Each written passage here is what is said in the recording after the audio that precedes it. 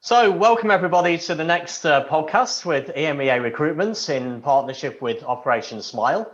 I'm delighted today to welcome two great guests onto the podcast, as my colleague Jenny has mentioned. So welcome to both of you. I know that obviously there's so much going on at the moment. We're recording the podcast on the at the time of the American elections, and obviously in the middle of all the COVID situations. So it's great to actually get you both on the line at these times. How are you both doing to start off with? Thanks, Paul. Doing pretty well. I think, like you said, it's a bit of an anxious time, but hanging in there and hoping that 2021 will be a little less exciting.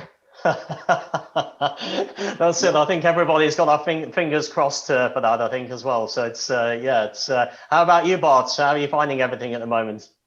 Doing very well. I think I'm hiding under a rock for the next 3 days in lockdown, and then in 3 days I'll resurface and see what has happened in the world. And in the meantime, keep working. Oh, good. So you'll probably be both pleased to know we'll try and keep the COVID related questions to a minimum, I think, and we'll focus on the tax side of things. And we've got a great list of questions that have been sent in partly through our external network and some from our internal colleagues as well. So if you're okay, I'll just start going through the questions and we can take it from there, really. So I guess the first one is related to the digital services tax. And I think, because of the positions you both hold in great businesses, I thought it'd be great questions to ask you, really, and what impact digital services taxes has had on your roles and the impact it's had on the business. So I guess, Anitha, if you want to go first in answering that question, that would be great. Sure. So digital tax is definitely the new kid on the block. And I know in some companies, it lives in direct tax, and in eBay, it definitely lives in indirect tax. So I find myself with a new tax to look at. And for eBay, it does have an impact, as we do have end consumers. But like everything else this year, it's ambiguous.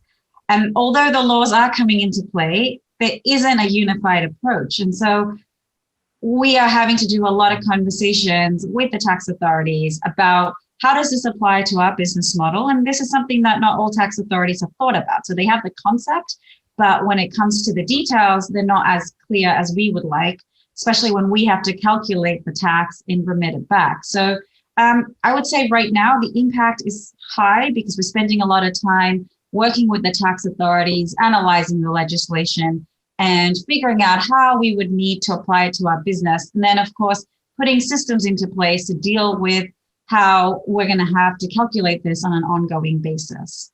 I mean, Bart, is that something you found yourself as well?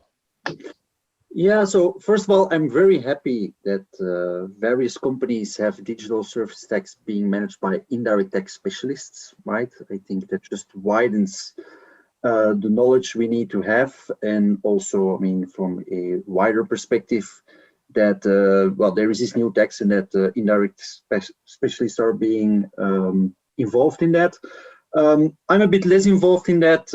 In Expedia Group, it is managed very well by our corporate tax team, but that doesn't take away that there is interaction on the VAT side, so we stay closely connected, because indeed, the definition of a platform are relevant, or if you need to determine where are the users based, there is overlap with VAT.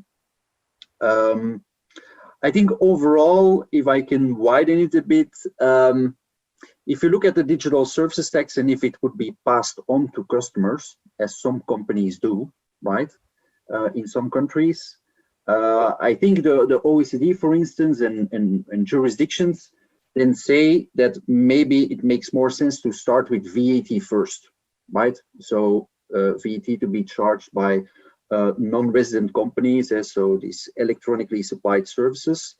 And that is then, of course, very relevant for VAT. That means more VAT registrations, more legislative developments following up. So in these times, it's not only DST, but also all these taxes governments are trying to impose to non-resident platforms, and that then obviously also makes it very relevant for the VAT department. Or it could be that you have to register for DST in a certain jurisdiction, whereby also from a VAT point of view, you need to take a close look if you then also need to register for VAT. So there's definitely not only an overlap with VAT, it's good that indirect tax specialists are involved or even driving that.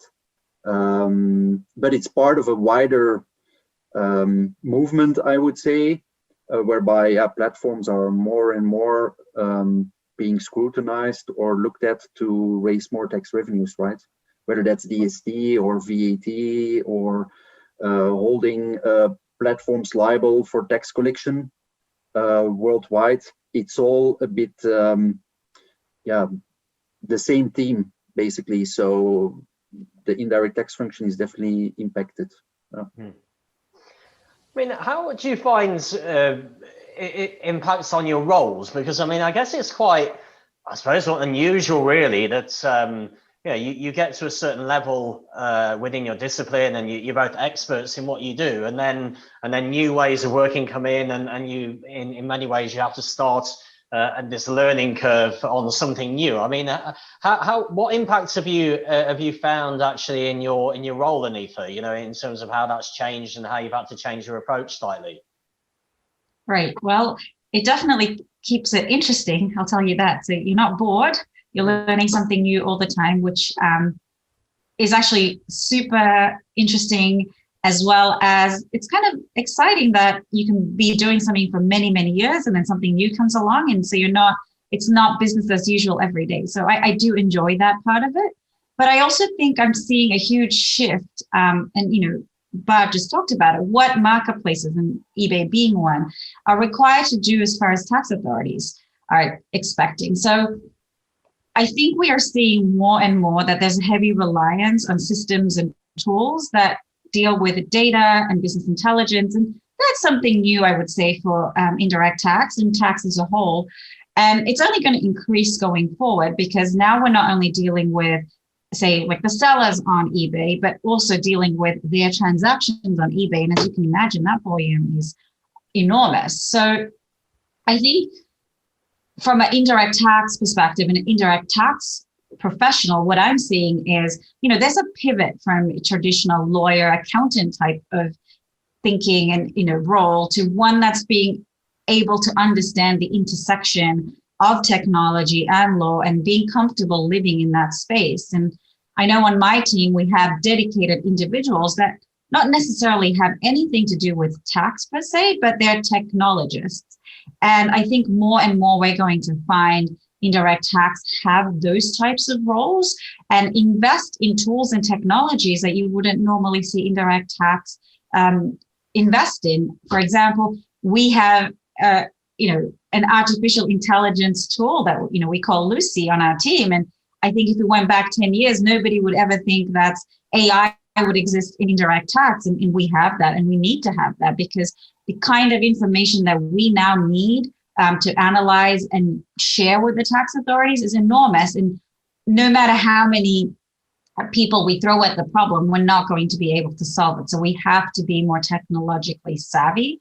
And we can't just rely on engineering. And I'm sure Bart can tell you that engineering resources in companies, it's very difficult to get them, but definitely get them for tax, which is not, I would say, a revenue driver per se. So to get them to spend time on doing and building tools for tax is usually very, very difficult. So I think most tax departments have at least reached the conclusion that you need your own technology people, because that's the direction that we're going. I don't know, but if you have a different viewpoint there. No. Well, I think I see three aspects that only get more important. So the upside of all these new taxes, DST, but also VAT for platforms, it makes the indirect tax function a lot more important towards your business stakeholders, CFO, CEO. So that is definitely good, but it also means you have to be really good in communicating, because indirect tax is now definitely on the map for platforms. Secondly, I'm spending a lot of my time actually doing advocacy. I think it's the same on the DST side. You want to come to a sort of harmonization across the globe. not too many differences. The same on the VT side for electronically supplied services. And then last but not least, indeed, the whole information technology linked to it, right? So platforms are typically, I learned when I joined, part of a whole ecosystem. And I think the outside world doesn't fully realize that. So you need to know exactly what is the role of the platform in that whole ecosystem, because it could have an impact on the tax treatment, who is responsible. And then indeed internally, you also need to get a lot more IT savvy, because you need to make sure, okay, we want to know where the users are based, but that we need to get it out of the system somehow, and then translate that into more VT returns, which you of course want to automate, or automatic calculations of DST. So I see those three areas, those three type of stakeholders as becoming a lot more important, because the function becomes more important, but it means you in your role need to step it up to live up to the expectations of those internal and external stakeholders. I mean, I know you're both sort of touching on this at the moment in terms of the changing demands of the function, really, and because I've been doing finance recruitment now for about 20 years, and I know the personality of people in finance and accounting has changed dramatically over that time, because the demands of the role, regardless of where it is within the discipline, are now much more business partnering roles, and everything you've said in answer to the BI and data question is aligned to that, with the fact that there's more working with the stakeholders, putting processes and systems into place and so on. And I thought it'd be good, whilst you're both with us today, to ask why you chose the tax discipline, but also what you feel people, why you think people should go down that route. What is it that's exciting for you guys about the tax discipline, really? Yeah, for me, it's about this Japanese term ikigai, right?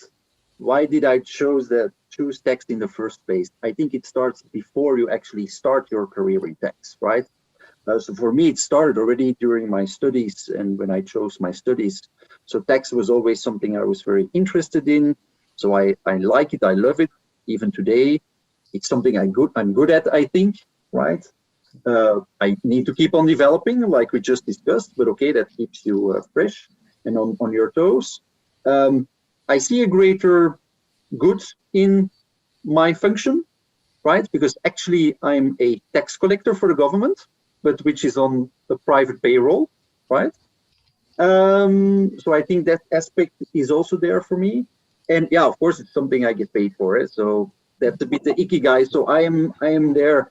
And so why am I still happy in my role in indirect tax after, 15, 16 years, is because you touch so many internal stakeholders, right? As I just described, and it's only getting more important.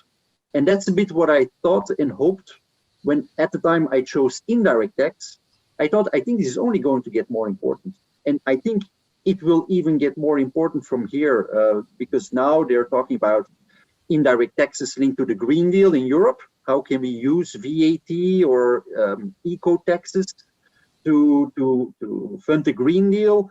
You now have COVID. They're looking again at indirect taxes because it's a growth-friendly tax, right?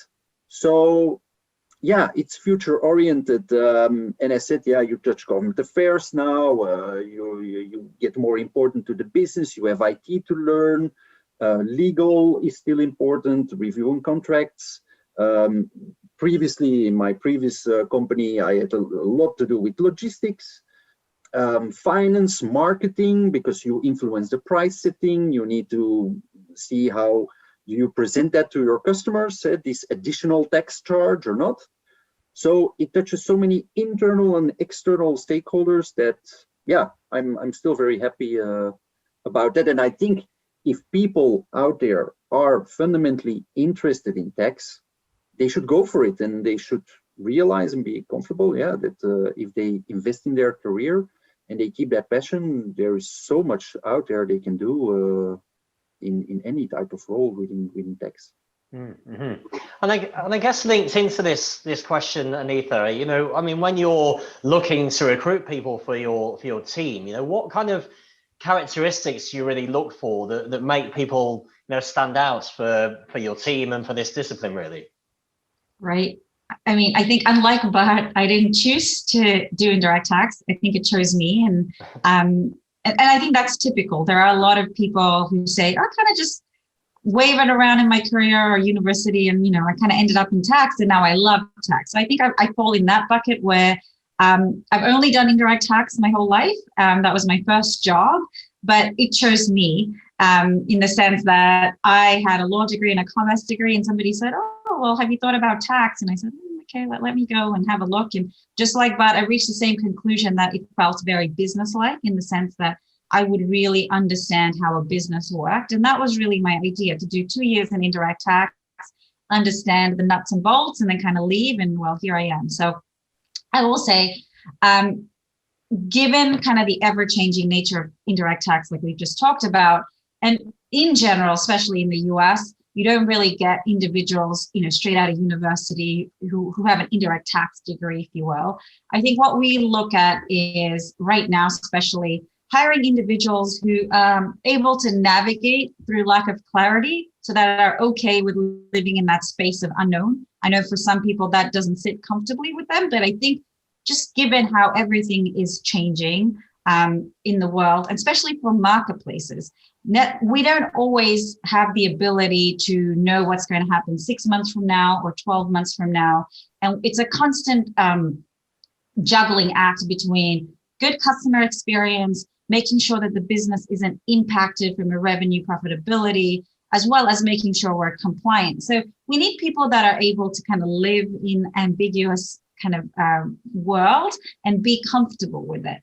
So I think that's one that I definitely look for.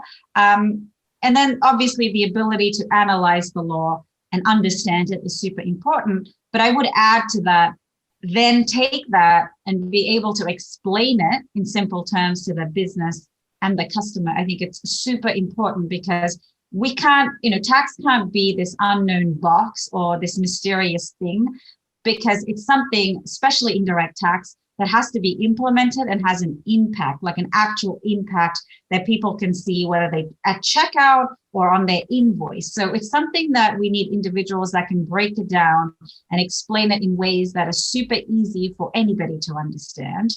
And then, like I mentioned before, so people that are able to be comfortable with dealing with technology terms, as well as being able to translate what I would call traditional laws into technology talk. We definitely do need that. And finally, like Bart said, we're spending more and more time doing advocacy, both internally and externally, to get a place at the table, to be able to explain how these taxes that tax authorities come up with in a vacuum actually apply to marketplaces practically. And so we need some skills around that. So we look for people who are able to have those types of conversations with tax authorities and be an advocate, both for indirect tax as well as the company. So a person with all kinds of different skills, I would say basically a unicorn. But that's what makes indirect tax people highly employable. And I think transportable and transplantable to other roles within tax, within finance, and I would say in the wider business organization, because you get to touch different pieces of the puzzle that you wouldn't necessarily get to if you were somewhere else. Mm-hmm, mm-hmm. Is Bart, is that what you would agree with all that as well? Yes, yeah.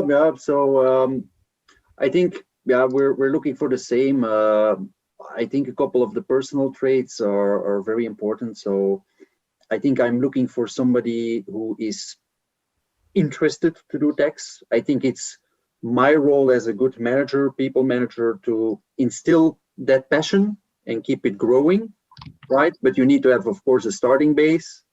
I'm looking for people that are focused, right? So they know what they're doing. They have a growth mindset, right? It's this new term, which is now out there a couple of years, but I find it very important that you always are challenging yourself, you keep on improving, because as said also by Anitha, in indirect tax, there is a lot of uncertainty, there are a lot of new developments, so you need to be able and willing to keep on growing, to certainly be put in front of a government, right? Be out of your comfort zone, but then deal with that. Yeah, and I mean, somebody friendly, fun, right? So let's not forget that. I mean, we're having a lot of fun at times too. That stays very important. Yeah, as they always say, or as I heard, if you interview, you need to be comfortable with having a long drive with that person, right? Because yeah, it's a long drive when you work together with somebody, and if you are hiring somebody from the long term, that's also in that sense a long drive, and you need to be comfortable that fundamentally that's a good relationship with that person. Mm-hmm. Well, I suppose if people choose to do a career in say in finance reporting or accounting, then the typical career path for these people is to go into the Big Four, get the CPA or qualification, and then move in that direction. But I guess because I suppose you both come into tax from different points of view, in terms of how you've ended up going in the tax disciplines. So I mean, if someone is, let's say finishing university and thinking, well, okay, how can I now go into tax? Is there a route that you think is the best route for people to take generally? Because I guess it's not as easy as it might be if someone decides to become a qualified accountant and say, well, I'm going to go into the Big Four. So is there a particular route that you would advise people to look at on that side? I think there isn't a right or wrong answer to this question, in the sense that you could start at the Big Four. Definitely, there are different skills that you learn at the Big Four. You get to look at a wide range of clients. You're able to look at different issues, and you kind of have to pivot very quickly. And that's great experience to have, that to be able to understand what's out there and get that kind of wide range of issues. And I would say in-house, you get different skills, which is you get depth. You don't get to just write that piece of advice and then kind of walk away. You're also left with implementing and seeing what the effects are. So I think they're both relevant and important to good tax careers. As far as what is a good path, I think it depends on your personality and what you're looking for. I think in the Big Four, it's almost, I would say, there's programs, there's a cohort, there's a bunch of people that start with you together. They walk you through the program. It's very structured. In-house, you do have large indirect tax teams, but you're not going to get 10 other peers at your level necessarily. So you're going to, it's a team where people are working every day, and you don't necessarily have that structured year 1, year 2, year 3. I think you're kind of thrown in there. You definitely get the support and the training, but it's not like the Big Four who are equipped to kind of take people from, level to level. So it just depends on your personality. I've done both, and I find I hire people straight from university without Big Four, or people that have gone through the Big Four. And I wouldn't necessarily say one has better or more skills than the other. I would say there are different skills, and you need both to be successful. No. Yeah. So I would say, so I followed a very traditional path, right? University, 10 years Big Four, and then industry. I think that path is very good, because then you have in-depth VT technical knowledge, right? In terms of working with the law, with customers, seeing a lot of different companies. But that is not necessarily what is required. I have seen in my career project managers, which I would have hired in my VT team immediately, because I thought, well, they are very fast in catching, okay, what is the VT relevancy here, right? And they are then very good project managers, which we also need in a VT team, right? I've seen IT people within companies, which I would hire immediately in the VT team, because they can better make that link with IT, right? I've seen government affairs people who are super familiar then at some point with VAT, which I said, well, you are now so good at explaining it to the government, well, you may actually explain it internally, right? So yeah, it depends also a bit what the company is looking for, as said, I think a lot of aspects are only becoming more important. IT knowledge, so definitely IT people coming from that angle should not shy away from pursuing a career in indirect tax. Nor project managers in a big company, because project management, communication, getting things done, there's only more and more projects. So yeah, you can come in from many different angles. And then of course you still need people that of course know the VT legislation inside out, clearly. But I think if you want to have a good VT team, you need to have a bit of everything. So you need to find the skills where you can find them. You can train people in-house. You can turn a more VT technical person more into an IT person, like I now should do. But you could also easily do it the other way around. So it's a bit what I said. I'm looking for people who are focused on the long term, where they want to go, and then have the growth mindset to say, okay, I'm an IT person today, but I am willing to grow and to become an indirect tax person. And then if you get the good support from your manager, from your team, from your company, yeah, then I think you will get there and you will have an even better team as a whole. Mm-hmm. And I mean, you mentioned there, Bart, about almost retaining people as well. So once people are joined, you have a career path and you keep keep things moving forward. And I think the retention is as important, if not more important, than the actual recruitment side of things. So, I mean, Anitha, especially at the moment, so I mean, I said that I wasn't going to mention COVID too much, but it's hard to have a podcast in this day and age without mentioning it. I mean, how have you kind of managed that, to keep the teams motivated and on track and retain them, even without the COVID situation, but with it obviously is challenging. So have you found a way of doing that is a golden nugget you could share? I don't have the magic, but I will tell you, I think the reason we're able to retain people is we meet them where they are. And what I mean by that is not everybody on the team isn't in the same place personally or in their career. And so you can't have kind of a one set guide of managing a person's career or evaluating them. And what I mean by that is, you mentioned COVID. So I know that there are people on my team this year that have struggled more than others with COVID because of their family situation or because of kind of what they have to do at home, and working from home hasn't been as easy as for other people on the team. And so I think we just reinforce in our team that this is not a job, this is a career. And so when you reinforce that means that you don't look at it short term, you look at it long term. And I think the one thing that nobody told me early on in my career is you have to look at your career in periods of 2 years or 3 years, because you may have a good year, an amazing year, but the next year might just be flat, or it might be not such a great year. And you can't evaluate the job or your role based on that particular year. You have to look at it in chunks of time. And so that's what I reinforce with my team. Okay, look, 2020 was really horrible. COVID wasn't great. Your ability to work at home wasn't wonderful.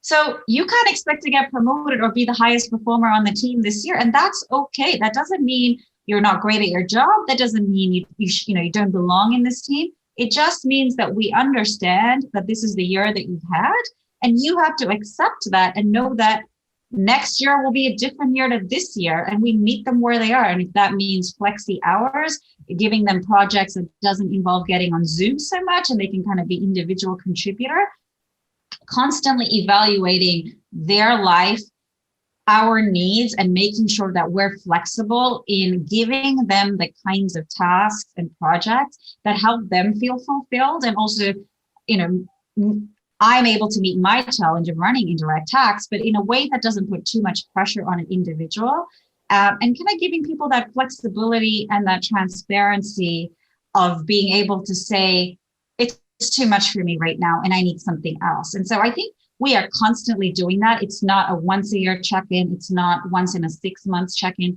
We check in, especially with COVID, once a week. How was this week for you? And as you know, Paul, every week seems to be crazy right now. So every week we might have people say, I need to be taken off the bench. And what I mean by that is Me and my leadership team, we use that phrase, which is a sports phrase, obviously.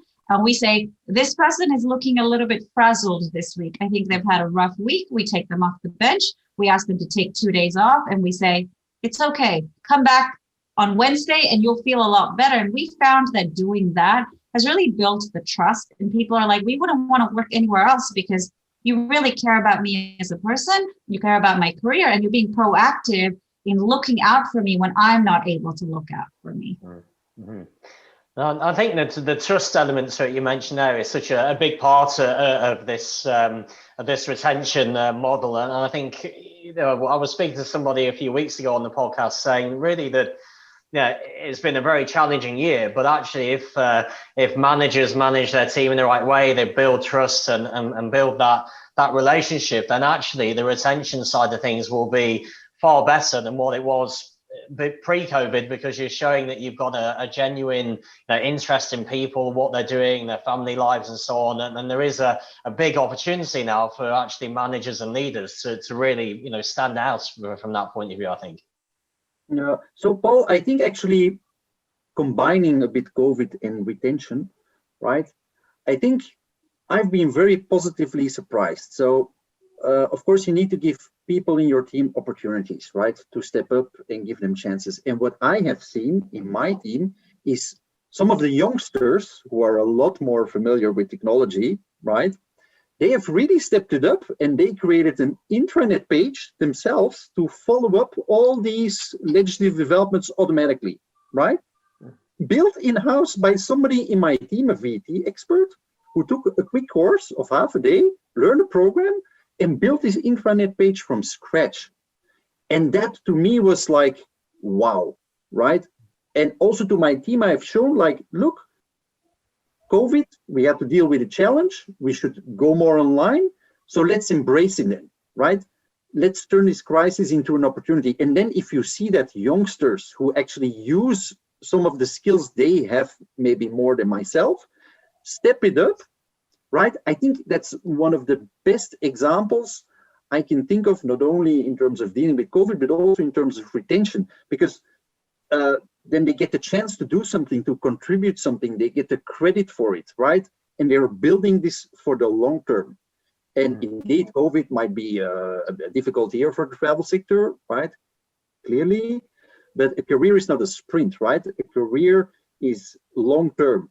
So, okay, the promotion might not be for next year, but as long as you keep on growing in your company with the support of your manager, right? Then your career is moving forward. And what you do then, where you work, okay, that's a decision at some point you have to take for yourself. It's my responsibility as a manager to keep you growing and happy. But yeah, as long as people get the chance and the credit and indeed take a couple of these opportunities, yeah, okay, I think COVID doesn't exclude retention and vice versa. And you can, in a sense, even combine them. Right. Mm-hmm.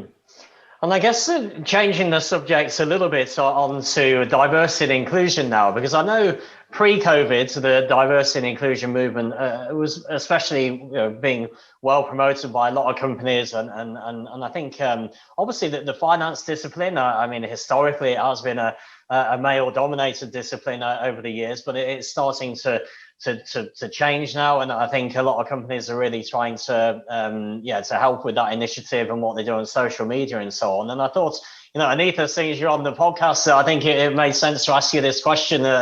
Clearly you've done amazing stuff in your career, and I wondered what advice you might give to other women in the discipline, or actually in finance in general, as to how you've got to where you are, and if there was one piece of advice you would give, what it might be to other women in tax or finance generally, really. Okay. Well, I think I'd start off by saying, regardless of whether you're a man or woman, I think being successful leader is being authentic.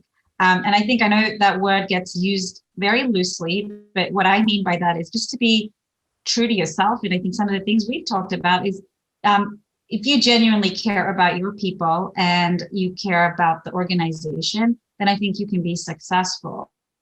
And I think historically women have felt that when they are the only ones at the table, that they have to behave or think or act like the men at the table. And I think I've been lucky in having women leaders that I've worked with or worked for to kind of role model that and say, you don't have to act a certain way to be successful, that you can kind of just own who you are and bring that to the table. And it's okay to be different, and you can be successful being different. And, you know, some of the things that I've realized is we have to realize and constantly reinforce to younger generations and women that are coming through the ranks that women are competent to lead. And there isn't that one size fits all type of leadership style for success that I think corporate America especially kind of reinforces that. You know, if you're a leader, you look like this, you act like this, you behave like this. And I think we have to change that conversation to there isn't that one size fits all.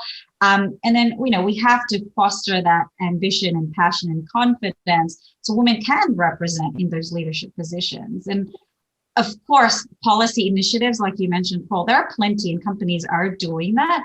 But I think what each manager needs to do is work on the women on their team and kind of aspire them on that personal level to say, don't be afraid to take those positions, right? So I think my advice to the leaders, the women managers, are the policy and the initiatives are really great, but you have to kind of do something more and have those one-on-one conversations. And for the women on the team, I would say, do not talk yourself out of leadership roles because you don't think you'll be able to handle it. And I think, you know, women tend to be their worst critics. And this is obviously a generalization, but, you know, they'll give you 9 reasons why they can't take the role when it's very apparent that they can absolutely do the role. So if you don't feel like you can do that, find yourself a good mentor or what I call a board of directors that holds you accountable when you're not being courageous. So you can take that leap of faith and take that role. Chances are that you're more than ready to do it.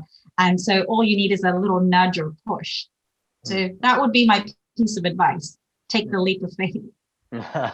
Well, I mean, and I know that the eBay generally is very good in this area. I mean, from the people I know in Europe, there's a number of women in the senior management team in Switzerland as well who've had, you know, very long and successful careers within eBay. So it's I think it's one of the leaders really in that respect. I mean, how do you find it at Expedia, Bart? Is it in that kind of vein?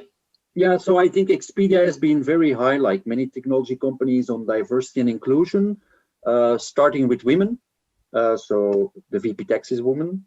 My manager is a woman. I have only women reporting to me. But indeed, I can fully echo what Anitha is saying. So for me, a good leader is fair, firm, and friendly. And you could add female to that even, right? Well, I should say that because I said my 2 managers are female. But where the F which is indeed missing a bit, and I can indeed say that as a manager, is famous, right? I think women need to be willing to be a bit more famous. So that's a bit what, to Anita's point, they need to not shy away from, I cannot do it, or I'm not sure I can do it.